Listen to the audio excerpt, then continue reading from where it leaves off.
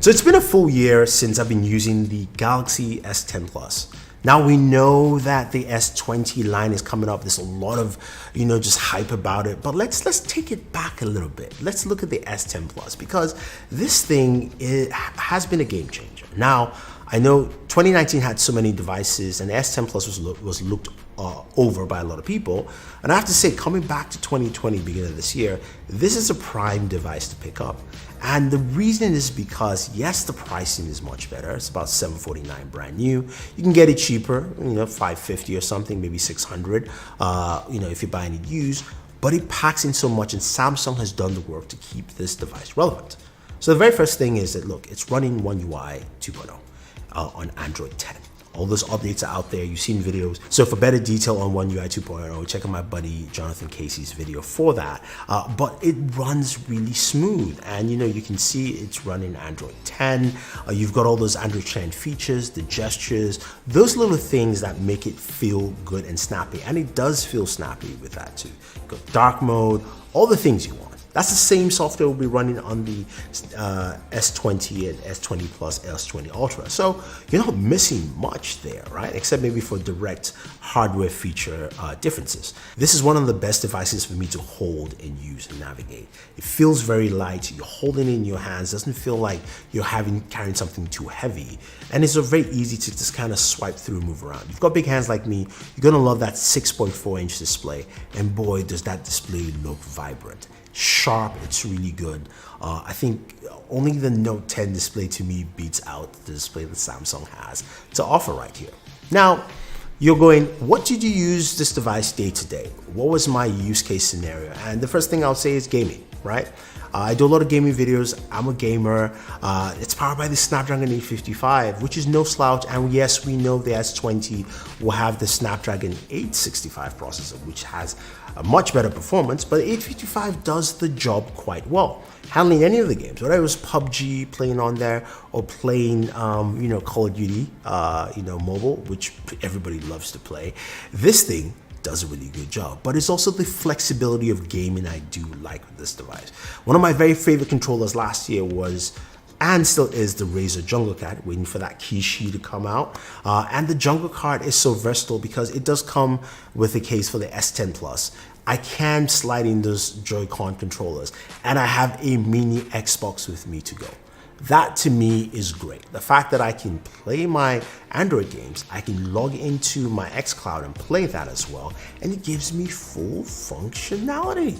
I mean, that's awesome. So the funny thing that most people don't know is that it's been my de facto gaming smartphone for last year. Yes, I love the ROG phone and that was cool, but just having that ability with it to me had been so easy and so good that this had been my de facto. Anytime I've done a video about xCloud, I use my Galaxy S10 Plus, right? That for me has just been the main thing. So that aspect works really well. The other thing too is it's got a headphone jack. And that's something that literally only LG has kept. Even Samsung has walked away from it. So you want a Samsung phone that has a headphone jack, that's the one phone that has it. Plus it has an SD card slot too. So you've got that as with added storage. So, when I'm testing out these brand new headphones from AI, which I might do a video for, I might do something as a roundup. Really good headphones, but you need something to drive it. 32-bit audio through the headphone jack. It's rare. I mean, it's dime a dozen, and this is one of the few devices that are good. Not just the cheaper devices that have headphone jack, like of course the Pixel 3a, but a good device that actually can do a lot of things that has a headphone jack. I think it's just something to not walk away from. Now, photography is another thing that comes to mind. That's one of the things a lot of people use their smartphones for because we don't buy cameras anymore or point and shoots for that kind of purpose. Photography has been good. I mean, the S10 Plus has still one of the best wide-angle cameras out there. Now, in other aspects, though, it's not going to compare to, say, the iPhone 11 Pro Max, which in terms of video does really, really well. Trust me, the S10 Plus is no slouch. You've got steady shot, which I love to use, works out really well. But its low light photography is not as good as some of those guys.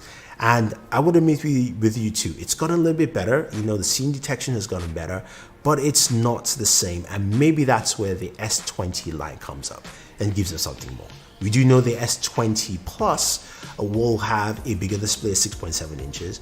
We'll have a new camera setup with two 12 megapixel sensors, the main sensor 12 megapixels, but with a bigger micron size, while the telephoto will be 64 megapixels. Now, if you move over to the Ultra, the big boy, that has the 108 megapixel main sensor, which would be insane, plus a 48 megapixel telescopic lens and giving you up to 100x zoom. I mean, that's like nuts, absolutely nuts. So those kind of things make this device feel a little different, right? And going, S20 might give us a lot more, but look back. Let's look at some of the images that the S10 Plus actually can give. And it does a really good job. And that's the thing you have to look at. You got to look at the images, look what they produce, and you go like, you know what? It's good for me. It works well. I'm not saying you have to settle. I'm just saying that, look, if the cost benefit is there, we don't know how much the S20 will be priced at. And that sounds like a beast. But this device here is about $749 right now. And it's going to give you this kind of imagery, this kind of photos, and also some really good video with stuff like steady shot. So I think those things come into play. Now, battery life is the last aspect I really want to talk about, because the S10 line has really carried this new battery legacy for Samsung. The Note 10 also has been really good with batteries. The S10 Plus started off with its 4100 milliamp battery, which back then, when I first got it last February, basically gave me a full day's worth of juice.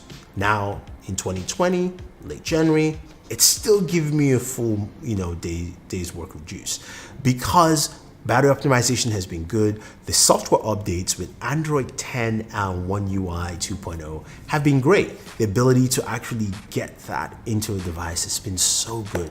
Makes so much more sense, and it feels really fresh. Trust me, navigating through this thing is really good. Plus, you've got all those little additives where you've got reverse wireless charging. It's built into it. You can recharge your Galaxy Buds or whatever device you want to recharge. It might take a little bit of time, but it packs all the things you're looking for. There's a lot to say about the S10 Plus. I really like it. I think it's something you can pick up right now. I mean, there's some things that I don't like. I don't like the fact, and again, this is probably for all smartphones last year, you get a lot of micro scratches on Gorilla Glass 6. So that's more of a Gorilla Glass 6 thing. And I also wish that, the photography was much better, especially in low light. But I think overall though, if you're thinking, do I want to spend much more money on that S20 Ultra or even the S20 Plus? Again, we don't know how much. Or do I just save some, get myself either a brand new S10 Plus or use S10 Plus? I think getting the used S10 Plus makes a lot of sense. I don't see anything wrong with it. I don't think you have to spend too much. I think Samsung has delivered something that has lasted more than a year and a couple more years to come that you will go, I like my phone. I think it's really solid. So there you have it. If you agree with me about the S10 Plus being a value today, right now, let me know. Leave your thoughts down below. If you disagree, I want to hear your thoughts as well. Thank you very much, guys. Don't forget to like, share, subscribe, and always enjoy your entertainment.